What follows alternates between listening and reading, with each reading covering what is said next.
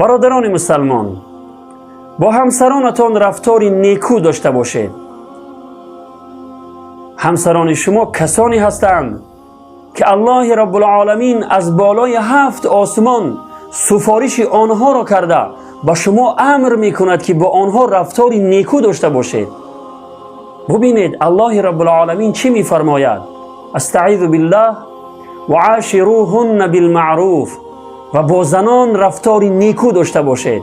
سبحان الله، سفارش آنها را الله رب العالمین می کند، پس با آنها رفتار نیکو داشته باشید. همچنین پیامبر خدا صلی الله علیه و سلم بیش از 1400 سال پیش سفارش آنها را کرده به شما امر می کند که با آنها رفتار نیکو داشته باشید. پیامبر خدا صلی الله علیه و سلم می فرمایند استوصوا بالنساء خیرا، با زنان رفتار نیکو داشته باشید. پس ای برادر مسلمان، با همسر خود رفتار نیکو داشته باش. این نهایت بزرگواری است که مرد با همسر خود رفتار نیکو داشته باشد. نشانه مردانگی است.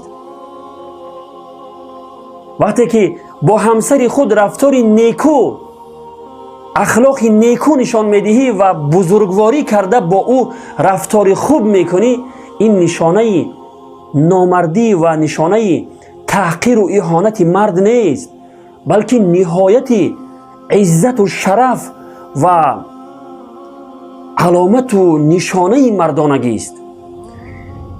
رفتار نیکو کردن با همسر اطاعت از امر خدا و پیامبر صلی الله علیه و سلم است.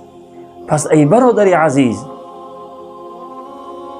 با همسر خود رفتار نیکو داشته باش و اطاعت خدا و پیامبر صلی الله علیه و سلم را بکن.